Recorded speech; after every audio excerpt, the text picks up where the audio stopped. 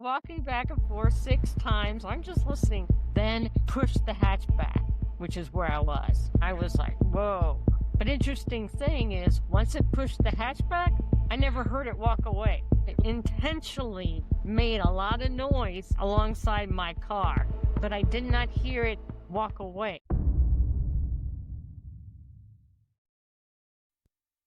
You're listening to the Cryptic Crew Podcast.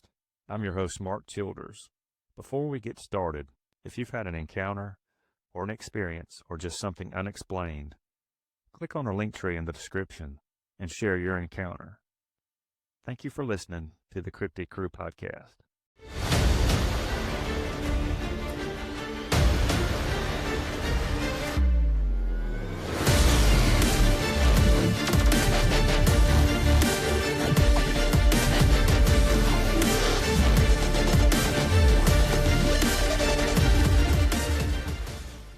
On this episode of the Cryptic Crew Podcast, I have the privilege of introducing founder of Mid-Florida Bigfoot Research Group, Bigfoot and skunk ape field researcher, Marie Dumont. Marie, thank you for joining the show.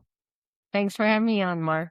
It's good to talk to you, finally. Yeah, absolutely. I've been looking forward to this episode and wanting to talk to you about your group, Mid-Florida Bigfoot Research, but that you found. And you guys had some amazing encounters, I might add. But before we get into that, tell us what got you pulled into the world of Bigfoot. Well, I've been a paranormal investigator for over 30 years. So it started out with ghosts, then it, evolved into aliens and UFOs.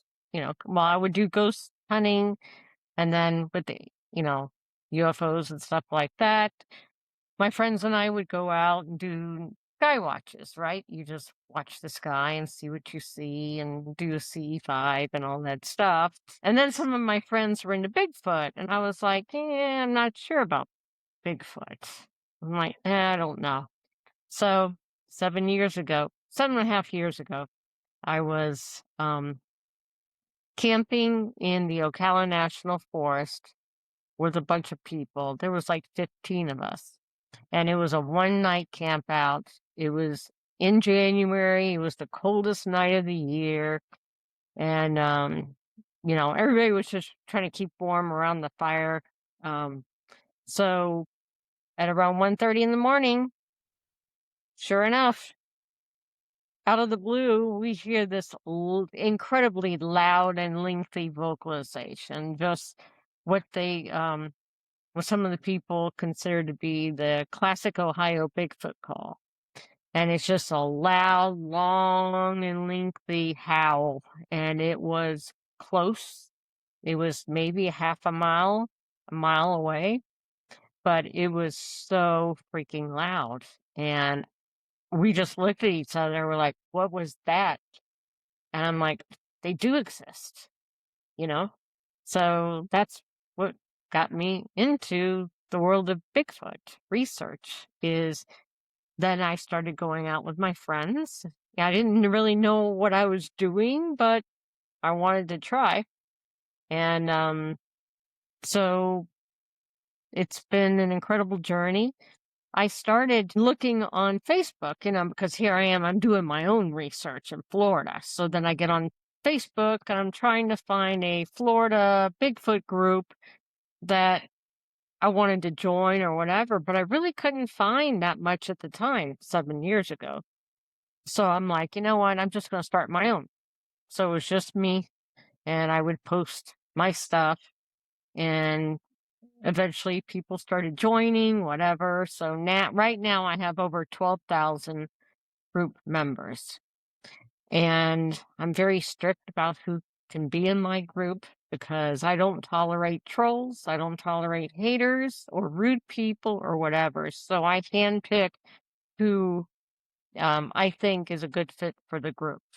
If somebody's just out there trying to sell T-shirts, no, thank you. I'm about research. I want researchers, and especially Floridians, because in Florida, it seems to be very taboo. Nobody wants to talk about Bigfoot or skunk apes or whatever. And so I provide a safe place for them to all get on board. They could talk about what they've experienced in their areas, what happened here, where a sighting was. So that's my goal, is to create this research community for Florida. Probably at least 70% of those 12,000 people are all Floridians, which is great. And I don't know if you know it or not, but Florida is number 3 in the United States for having the most reported sightings, according to the BFRO, the Bigfoot Research Organization. We're number 3 in the country. Number 1 is Washington, number 2 is California, Florida's number 3. So most people don't know that. They just automatically think everything's in the Pacific Northwest. There can't possibly be anything in Florida, but they're wrong. So that's how I got into it. And I've been doing it every single weekend, just about, for the past 6.5 years. I go out. That's what I was gonna ask you. How long ago did you start the group? So about 6.5 Mhm. years ago? Mhm. Yep. Yep. And And I'm out every weekend in the swamps or woods and somewhere in Florida. a lot of Hmm. people do not realize how vast the wild lands are or the forest in Florida. Hmm. You have Ocala, which is probably 4 or 500,000 acres, and the Green Swamp, probably Yep. just as much. Yes. Yes. It's around 500,000, 600, almost 600,000 acres. So, and then you got the Everglades. That's 1.5 million acres. So, and probably 99% of the Everglades is untouched. You can't get to those places, unless you're on an airboat. And even then, you really can't get in most of those places. I always say that everything in the Everglades or in Florida is out to kill you. So, Yeah. just think about what we have here: alligators, crocodiles, pythons, rattlesnakes, water moccasins, Florida panthers, hogs. It's just never ending. Bears. And it's like craziness out there. I always laugh about it. So, Yeah, it's really hard for someone, or for some people to wrap their head around. Most people think of Florida, they think of beaches for yep. the most part, or Disney World. Yes. And then you also have, and you didn't mention this, but I don't know if you guys research in the Panhandle area, but you got the Mhm. Panhandle as well. That has tons of remote areas and Yeah. lots of sightings up that way. Yes. A lot of rural areas for sure. And yeah, I mean, we've got Mayaca State Park. That's a hot spot. The Everglades is a hot spot. Ocala National Forest is a hot spot. Um, I had my experience, my encounter with a Bigfoot with my car in Jennings State Forest, which is outside Jacksonville, Florida. And that was after I found a quarter-mile trackway of footprints that were 16 inches long with a 54-inch stride between each step. So, and then later that evening, I had one visit my car while I was in it. So, Wow. Can you go into detail about that oh yeah, you want to hear expedition? it? Yeah, that encounter for Yeah. sure. Okay, so our friend Mike Famelnot of the Shadow of Big Red Eye, he invited me and my team to go to Jennings State Forest outside of Jacksonville, and I didn't know anything about the place. I'm like, yeah, sure, let's go camping. So we all go. It had lightly rained when we got there. It was a Friday, and so at most of our state forests, um, they don't allow you to leave your campsite when it gets dark, like an hour after sunset. You're not supposed to leave your campsite, even though you're camping in the forest. You're not allowed to leave your camp area, which is a little weird, but I guess they don't want to have to go finding people when they get lost at night. So but, we became friends with a couple of volunteer security people who were driving around, and probably around 10 o'clock at night, they were like, "Hey, do you wanna go out?" And we're like, yeah, we want to go out. And they're like, come on, we'll take you. So they took us to this spot. So it was a forest road that it intersected. So there was two forest roads. One you could drive on, one you're not supposed to drive on. And it looked like it had been, our substrate, our most of our ground here in Florida is sugar sand, or it's like a sugar sand clay mix. Unless you're in the swamp, then it's mud, right? So it looked like it had been churned up, like they did some kind of tilling or whatever. So it was nighttime. I'm there with my team, and they drop us off. And so we're just looking around. And I look down this forest road, and I look to the right, boring, open. When I looked to the left, it was nice and creepy, canopies, dark. That's where I wanted to go. So I started walking down that direction. I had a little tiny flashlight, and I'm just looking in front of me, and I notice a footprint, and I'm like, whoa, this looks like a print. Okay, where's the other one? So I'm looking around, looking around, looking around. Oh, it's over there. Okay, this is really weird. So I called everybody over and I said, what does that look like to you? And they said, that looks like print. And I'm like, yeah, that's exactly what it looks like. So, but it was dark, So we found like three of them. We did measurements. We measured the stride. We measured the footprint. We did 3D scans. We photographed it. Um, we even casted two of them, tried to.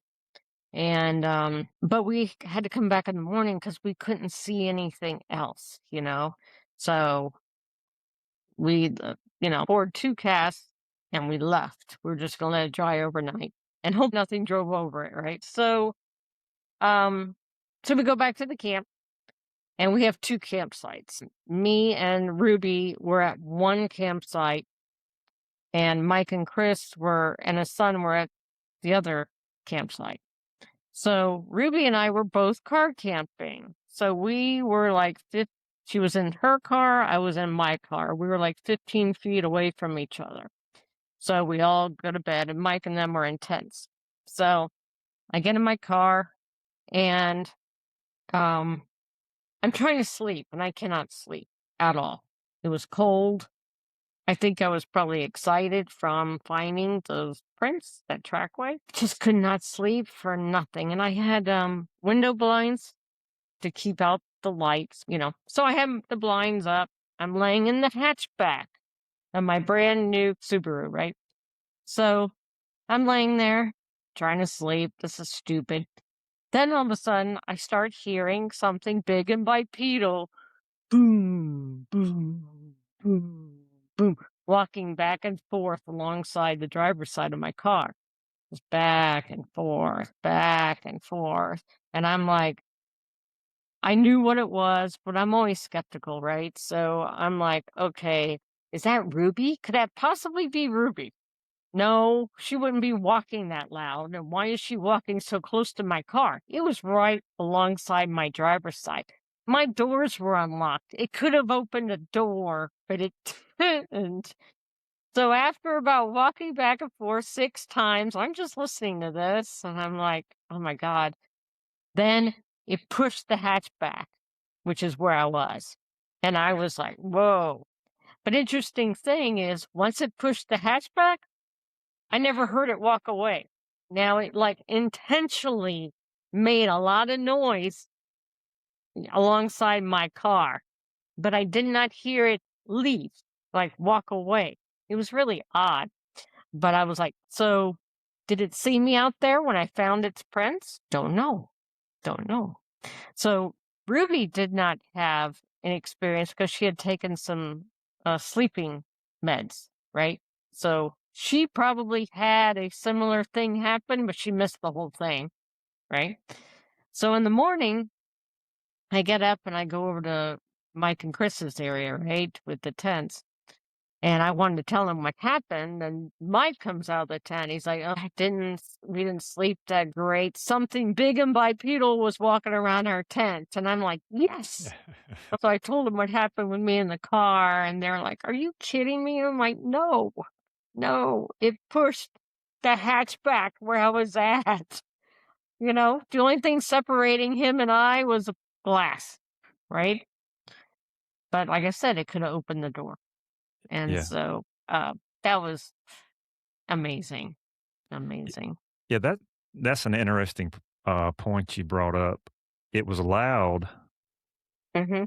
and me thinking, and you probably think the same thing, it wanted you to know it was there, Yeah, exactly, and then, exactly. you might not have heard it get there Right, necessarily, but right. once it got into, I guess, your comfort zone or your area, it Yes, wanted to. I don't know if that's an intimidation factor or if that's right. just saying, "Hey, I'm here," and Yeah, then it's stealthy when it leaves. That's really, yeah, really interesting. yeah. Didn't hear it walk up, didn't hear it walk away, but doggone it, it was like purposely stomping when it walked. It was just like boom, boom, boom. It wasn't trying to be stealthy at all. It Right. was, yeah, it could be an intimidation thing, Yeah. you know? It was How fun though, I enjoyed it. that was, there was not much separating you and the creature besides, I No, guess, the window, and that's it. that's it, Yeah. that's it. How Mhm. big were the tracks that you found? 16 inches, Okay.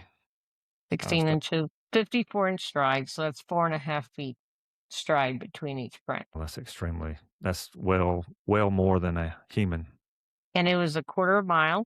It ended For us, it ended at a creek, and we couldn't cross the creek, but it probably did. It could have maybe jumped over it, walked through the swam through the water, crossed a log to get to the other side, but that's as far as we could go, was the creek.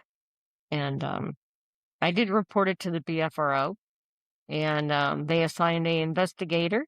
I gave him all the coordinates, I gave him everything, and he said, "Yeah, you're right on." He goes, "It was exactly a quarter mile."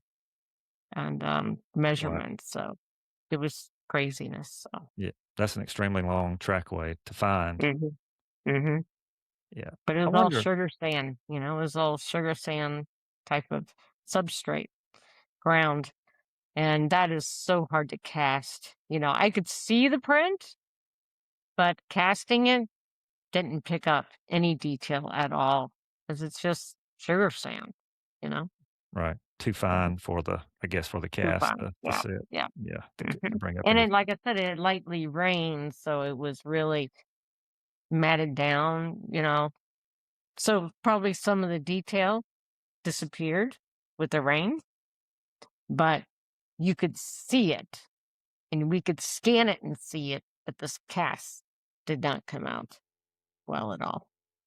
Did you ever, Oh well. look on the BFRO site and see how many encounters were reported in that particular area? No, I did not, but Matt Moneymaker was very aware. He posted my report because he is very well aware about that area. I didn't know anything about it, but he knew, and he's like, "It's that area is known for Bigfoots that like to go harass campers." And I'm like, "It's just craziness because that's exactly what happened. Exactly what happened." So he posted it. That's pretty So, neat. and he Yeah, complimented us on our research, all the things we did to try to document, you know, what right. happened. So, mhm. Yeah. Marie, let's kinda transition, into something else, and that's the group you guys have, Mid-Florida Bigfoot Research Group. Yeah. And tell me what areas, that you do most of your research in, not necessarily drop a pin, but I know it's Central Florida, but do you guys go other places as well? And then, when you do research, how do you guys go out and try to do that? So most of us work, right?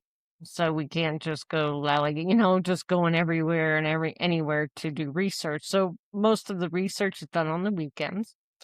And it all depends on the time of year because there's certain places that we avoid certain, like say the Green Swamp. That's not a place you want to be in the summertime because, or like the Everglades, because the mosquitoes are just horrible, horrible, and the heat, humidity just like kills you. So, but there's certain places, Green Swamp is an hour away from me.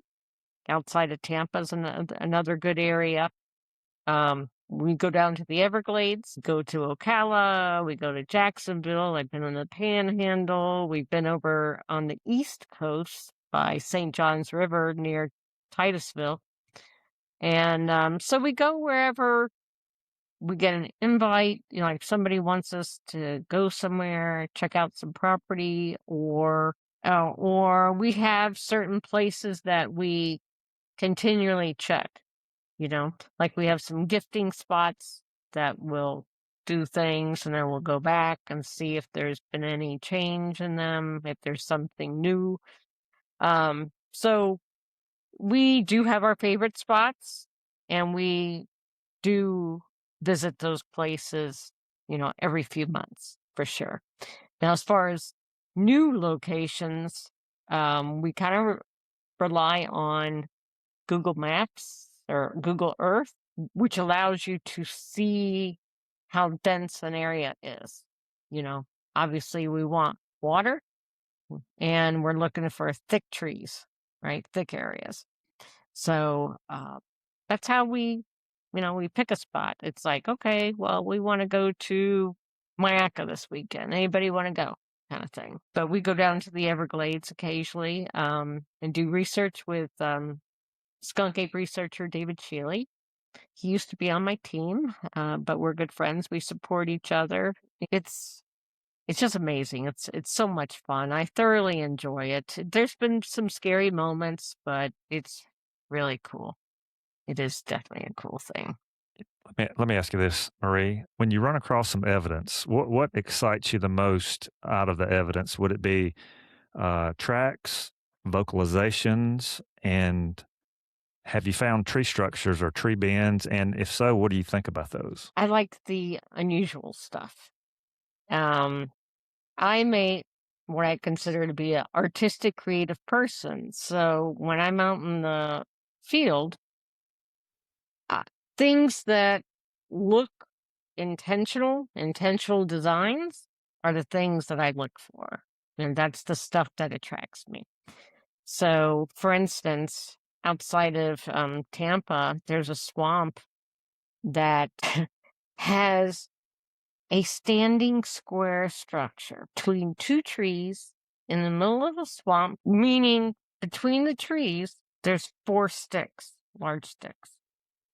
Now, in the wintertime, the swamps dry up and the water recedes back into the rivers, the streams, and stuff like that. Because a swamp, it's filled up with water, right? So in the wintertime, there's less rain, blah, blah, blah, stuff dries up. So then the water recedes, so you're left with mud, which is always a good thing.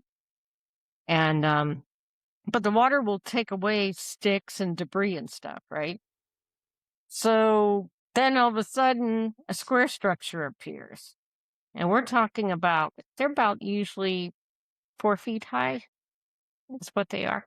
So we found them originally in 2024. And it's like, wow, this is really unusual. So I took pictures to document it and everything. I loved it. It was just so unique. Well, summer came, they disappeared, right? Next winter, 2025, reappears again. There's another square structure in the exact same spot between the exact same 2 trees in the swamp. How does that happen? How? So when I found it in 2025, I'm taking pictures of it and I get home and I start looking. I compare the 2024 pictures with the 2025 pictures. And I'm like, these are the exact same 2 trees. How is that possible? It's not the same sticks. It's still a standing square structure.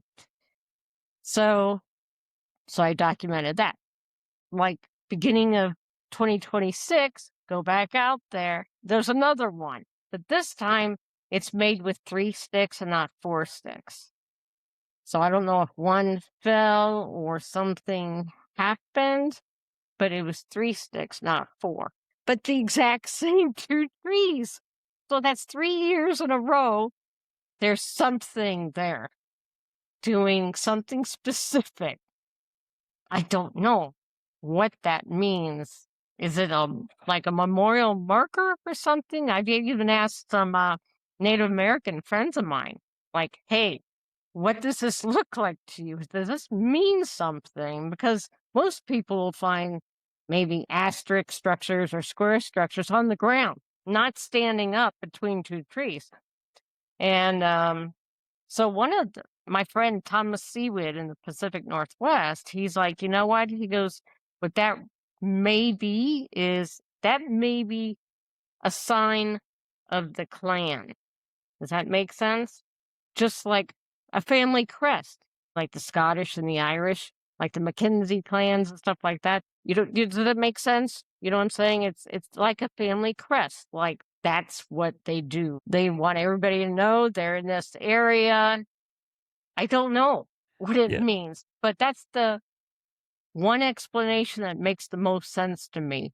Used to find asterisk structures all over the place. Like we found 8 of them in different locations between Tampa and the Green Swamp, but we haven't found any in probably a year. So what, did that clan move out? You know what I'm saying? So each family, each clan may have their own symbol, their own crest or something that, hey, we're here. And so they make these things. I don't know. This is all speculation, just taking a wild guess, but we have found some bizarre stuff out there. So, and it's the only where that standing square structure in that swamp, that is the only other place I have found lean-to structures as well. I also found this very strange memorial thing. I found these 2 little branches. Something took very branchy, had lots of little sticks and branches sticking off of this little stick. 2 of them and a skull, an animal skull, lined up. You got the skull, stick, stick. And I'm like, what is this? I found 2 sets of those in that area. Exact same thing, where it took 2 sticks, very branchy, very decorative, with the skull, like a raccoon skull or possum or whatever. So, did something find these this creature that was dead and they buried it? Or did they kill it and they buried it? I don't know. I wish I had a shovel. At the time, I did not. I would love, if I ever found another one, I would try digging it up to see if there is a body buried there. Who would do that? I don't know, but it's crazy.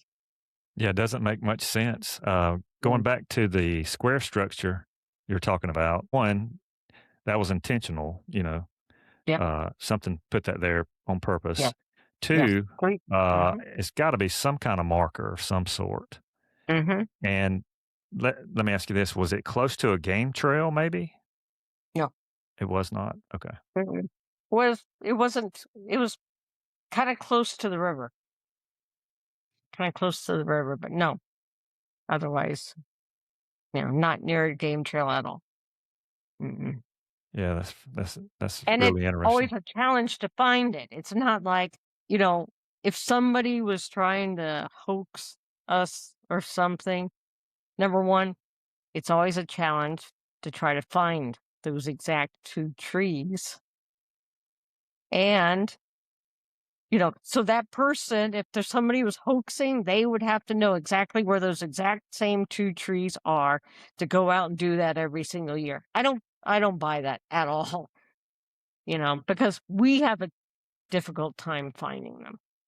But when we do, I'll spot it, because there's there's also a tree stump next to it that I kinda use as a guide, like a marker for me to, okay, there's the stump, okay, there's the 2 trees, and there's the square structure every time.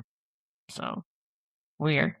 Yeah, really interesting. Tree structures, I am, I will say, on the fence with them. I think sometimes people may post one or say they have found one, and you could explain it being possibly natural, Yep, occurrence or something.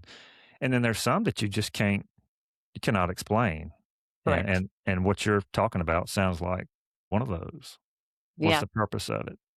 Yeah, because as a researcher, yeah, there's some people who have Bigfoot on the brain, so everything's Bigfoot, right? Everything was caused by Bigfoot, whatever.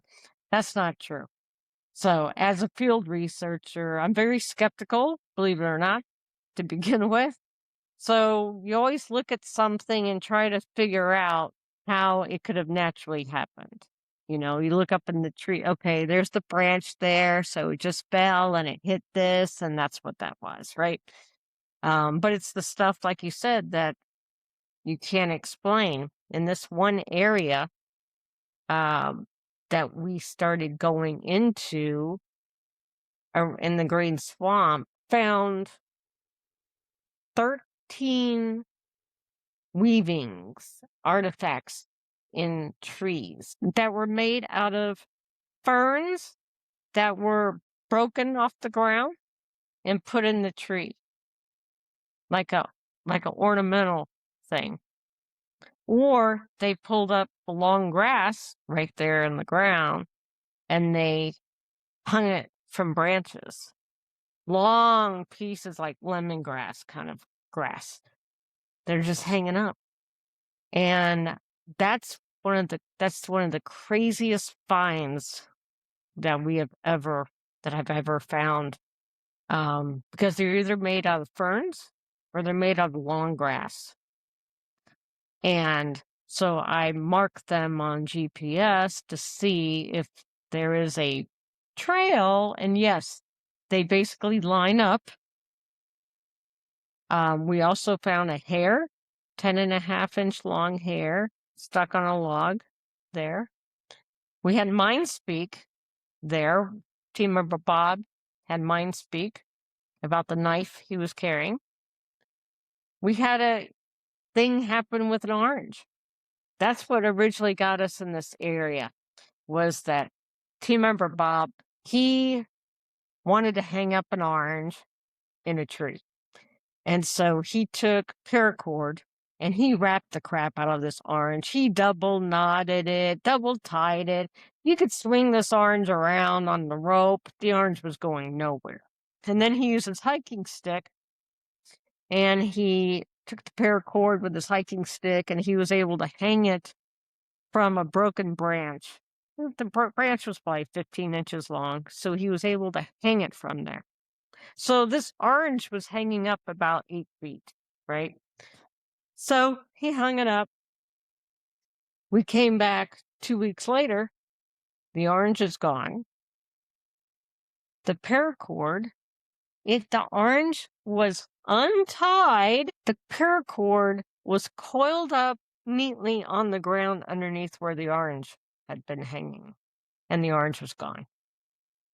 It's like, whoa. If that was you know, a, a bear or something, they would have ripped off that branch. That branch was not broken. So it took the whole thing, the paracord and everything, off the branch, untied the 2 knots, and then laid it on the ground like a garden hose, coiled up underneath it. It's like, wow, that is really weird. But like I said, so we have the orange, mind speak, hair, weavings. Well, that's the It thing. I mean, it's insane. yeah, absolutely. And people say, well, how can you, and I was going to ask you this a little bit later on, skeptics, you just take the pieces that are given to you and you put Mhm. them all together.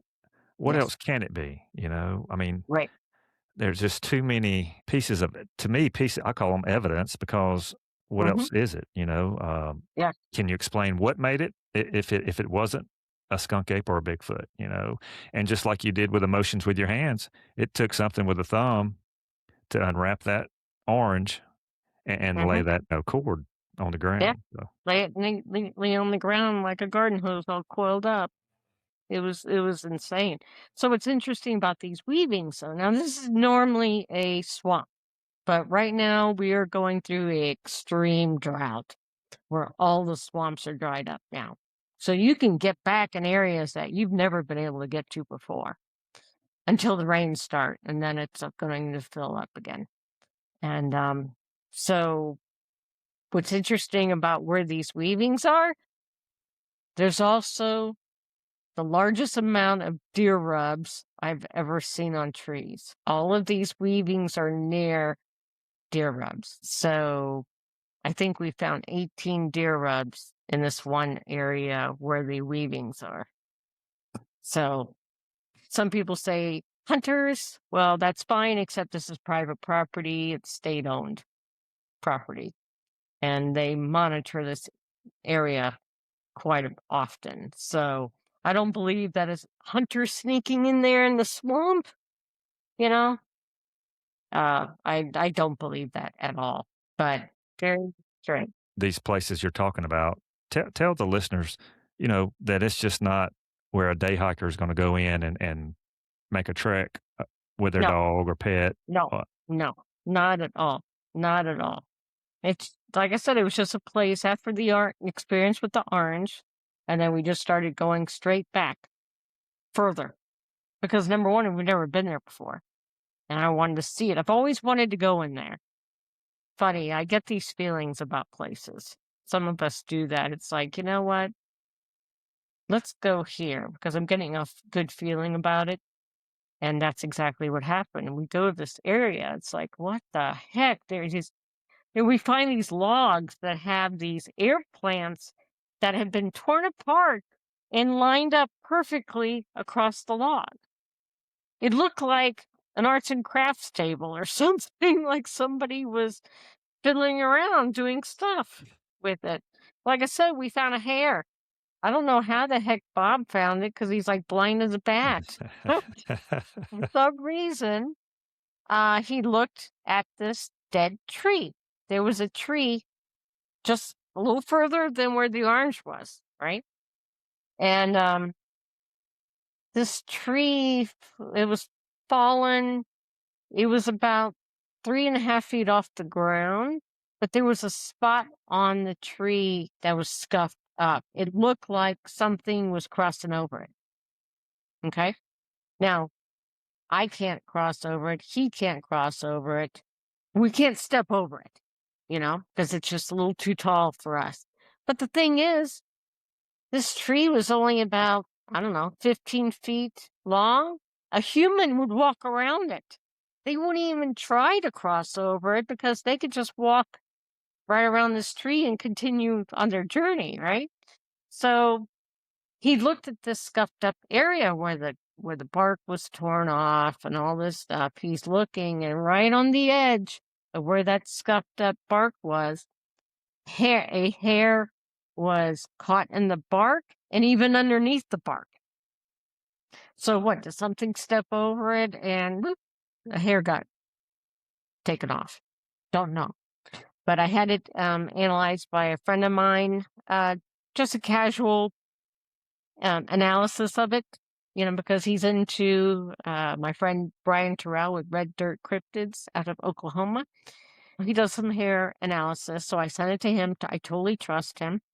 And he looked at it under a microscope and, he had all the measurements, blah, blah, blah, but the coloring was right. It was reddish brown, splotchy in color, no medulla, but it was very human-like, even though it didn't have a medulla. And so it's close to being human, but not quite right, you know? So, and then he sent my sample back. So, yeah, it's just amazing the mind speak that Bob had out there. He always carries a knife on his belt, right?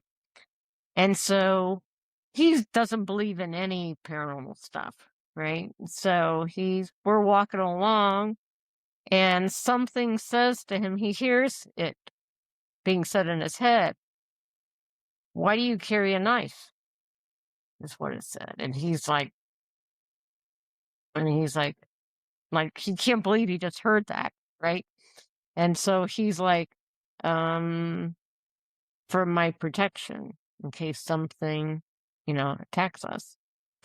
And a couple minutes later, the mind speak said, "Take off your knife and put it in your pocket." And so he did. He took it off and he stuck it in his pocket. And that was it. That was all that was said. He didn't tell me until like 2 hours later. He was embarrassed because he's like, "I don't know what I just heard, but I heard it, you know? And he's always, he's a weapons guy. He's always got stuff. So he wouldn't be thinking to himself, "Why do I carry a knife?" No, he's all about carrying knives and stuff.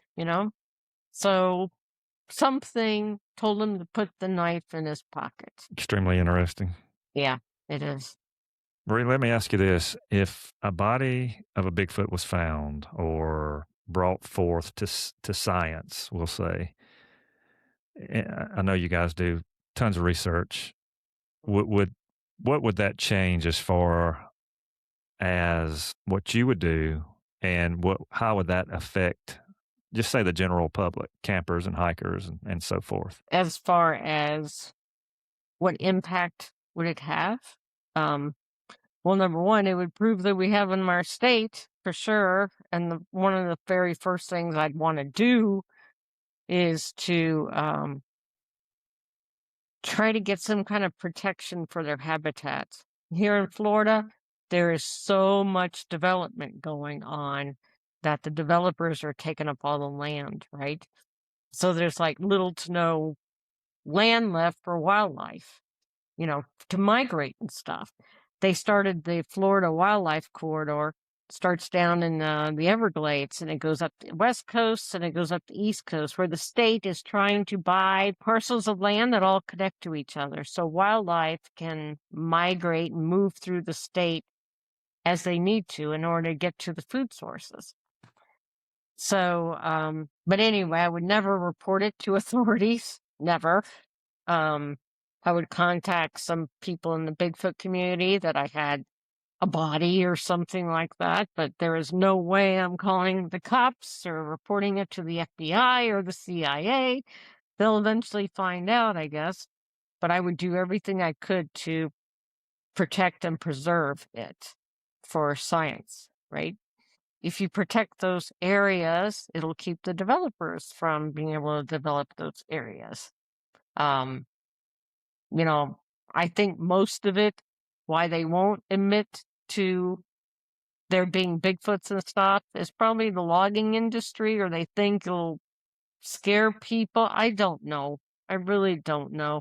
Will it impact the logging industry where they won't be able to harvest trees because now you know, they have to be protected for Bigfoots and skunk apes? So, you know, I don't know. It doesn't scare me at all. Um, I'm more scared of everything. I'm more scared of seeing humans out there than I am anything else. Yeah. So that's Yeah, scarier than a Bigfoot, okay? Sorry. Because I know what I'm doing in the woods. What are you doing in the woods? exactly. So, Yeah, I because I mean, always think everybody's a serial killer. as far as the mystery of it, I enjoy the mystery part Yeah, about it. I yes. enjoy that. It would take away that, but like you said, it would. I think it would. I had asked someone this not too long ago, and it would change the way hikers and hunters and Mhm. fishermen look at things. When Yeah. they go out into the wilderness as well. Yeah, they just need to be aware of what's going on around them. I don't think they intentionally hurt people. They just want to be left alone. You leave them alone, they'll leave you alone. And, that's my opinion. Sure, you hear some rogue Bigfoots that may attack somebody, but you don't know what they did to get attacked. You know what I'm saying? Did a hunter try to shoot a Bigfoot and the Bigfoot went after him? We don't know. But I think there's a reason that they would do something like that, possibly hurt a human, but most cases, no. They just intimidate you with their, growls or howls, vocalizations, or bluff charge you, because they want you to go away. They want you out of their area, and I think that's what they're trying to do Yes, 99% of the time. So, yeah. It's extremely rare to hear any type of attack of any yeah, sort. yeah. Yeah, yeah. People claim that stuff, but, I don't believe it. Not real sure about that, yeah. Mhm. Do you think a Bigfoot and a skunk ape are one and the same, or are they slightly different? They're different. And, so I believe we have both in our state. And the reason why I say that is because the reports are very different from one another. And when you go down like south of Tampa, like Mayaca, all the way down to the Everglades, the reports are of a smaller type of creature that's like 5 to 7 feet tall, maybe. They're very skinny, less hairy. They're kind of aggressive. Um, and they have 4 toes, 4 long toes. They don't have 5 toes. But say around Tampa, which is in the middle of the state, um, and north, it's the typical Bigfoot reports. 6 to 9 feet tall, 5 toes, big, hairy. It's the typical reports that you hear. But when you hear about the skunk ape reports, they're very different. They don't do the same kind of things that Bigfoots do. Like they don't seem to make structures at all. I've heard gibberish in the Everglades. In the distance, I could hear two something. It wasn't barred owls. I heard chatter, like there's a conversation going on. I've heard that before. I have found what looked like a hammock in a tree down a trail in the Everglades. And it's all made out of vines. It's about 10 feet long and about 8 feet wide. It's up in a tree just off the dry trail. It's the perfect place for something to climb up there and sleep or watch, hunt, or whatever. It's the craziest thing. It's one of the craziest things that I ever found when I first started researching. I'm like, holy crap, that looks like a hammock. Like something could definitely lay up there. And those vines are strong. One of those vines will trip you, take you down, and will not break. And this is made of thousands, this cluster of vines, but it looks like a hammock. And it very well could be. I'm sure even panthers get up there, climb up the tree, and they get up and sleep in places like that, because they're not going to sleep in water. Yeah, So I don't there's less dry areas in the Everglades, right? So they got to find the dry spots to sleep. So they're usually sleeping up in a tree or something. So that's probably why the skunk apes have long toes versus Bigfoots. And like I said, the reports are really different from one another. So, and like I said, the amount of toes and the reports are extremely different. So I do think we have both in this state. But Interesting. I can't prove it, but it's just based upon, friends who also do big skunk ape research and stuff they encounter down there. It's really different. It Yeah, really is. very interesting. Almost sounds like a nest site, maybe, what you're Mhm. speaking of. Yeah. And I could see Yes. a panther is not gonna make that, or a bear wouldn't No. either. No. They wouldn't make it. No, they would not. Mm-mm. Right. They would use it. They wouldn't make it. You think a Florida panther sitting there pulling, vines? No, no. Something made it look like it made it. So, Marie, at the end of each episode, I do a rapid fire Q&A where I will ask the guests 3 questions. oh It's God, too casual. much pressure. It's casual. It's the first thing that comes to your mind. Oh God. Uh, Okay. all right, you ready? Oh yeah. All right. Number one, if you had one place to pick to do research anywhere, where would it be? The Olympic Peninsula. Beautiful, beautiful place. Yeah. Yeah. And that's Pacific where I North. heard my vocalizations, 12 vocalizations. Yeah. Okay. That's a beautiful area. Pacific Northwest is Yeah. something else. Yeah. Number two, name one thing on your bucket list. Uh Name one thing on my bucket list. Well, my bucket list right now would be going to the LBL, Land Between the Lakes.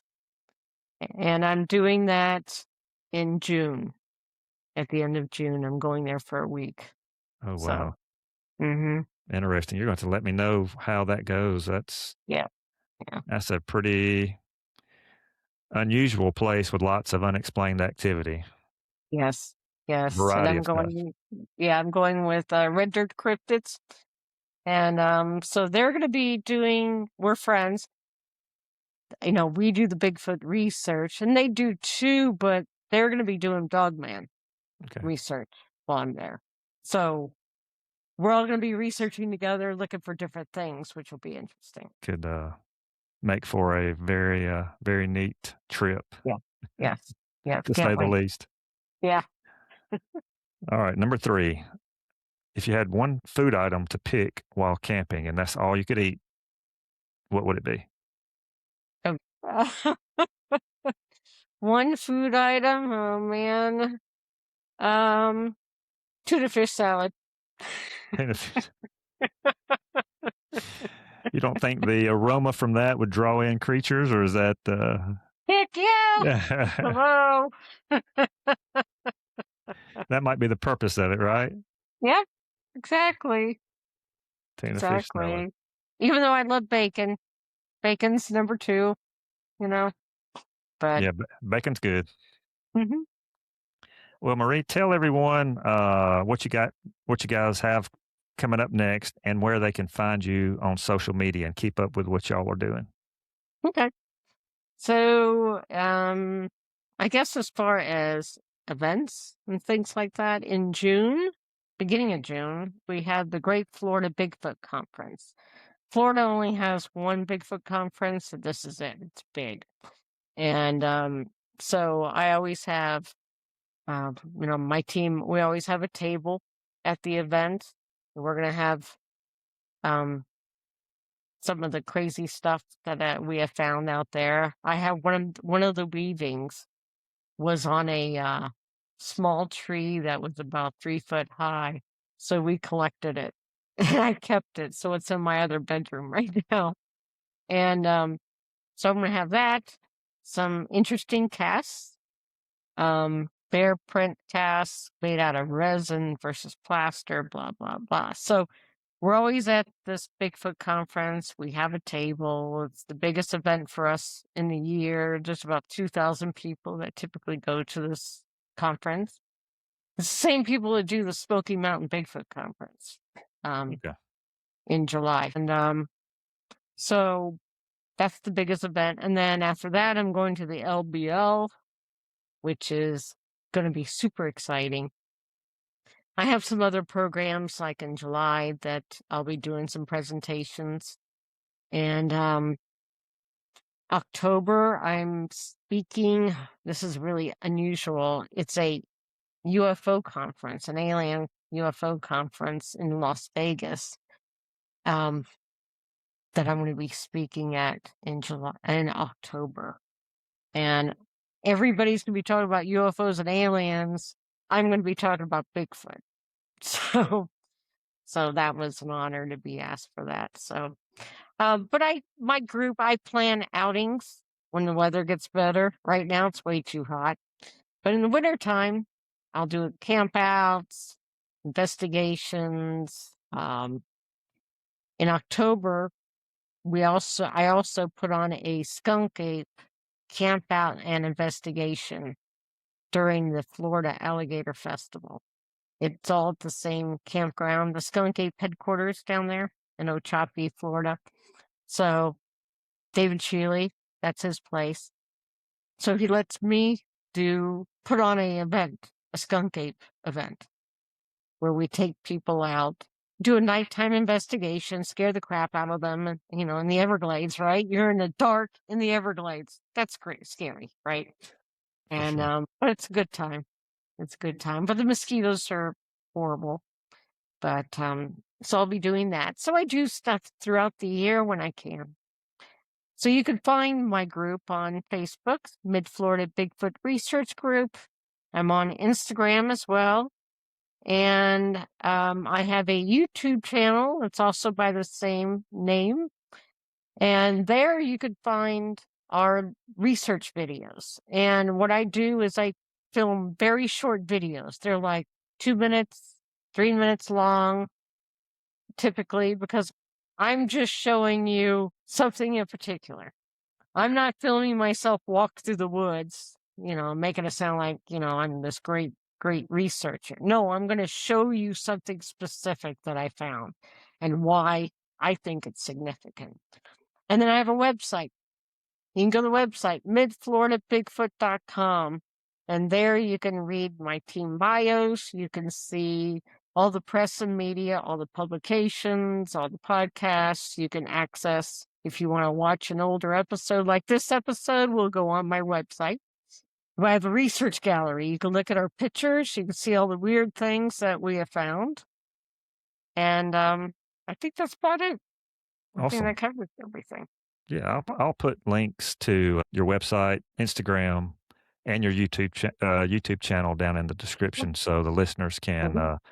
click on it and just follow you guys and keep up with Sure. what's Thank going you. on. Mhm. Yeah, I appreciate you coming on the show and taking your time out of your schedule to come on here and share what you guys do, which is much appreciated and very Yeah. interesting. Well, thank you for having me on. It's been a pleasure. Yeah, absolutely enjoyed it. And for the listeners, if you've had an encounter or something strange, click on our link tree in the description and share your encounter. Thank you for listening, and God bless.